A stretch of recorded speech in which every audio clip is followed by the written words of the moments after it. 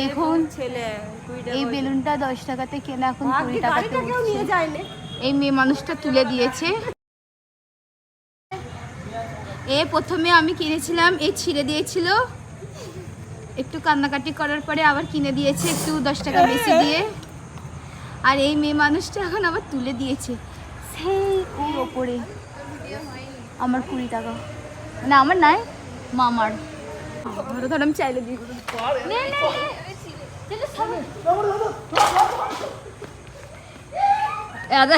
এই বাঁশটা একদম আমার মুখে লেগে যেত। মিশন সাকসেসফুল, বেলুন নামানো হয়ে গেছে। এই দেখুন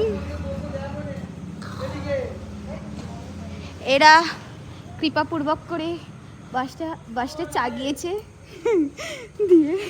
কই বাঁশটা কই, দেখুন কত বড় বাঁশ।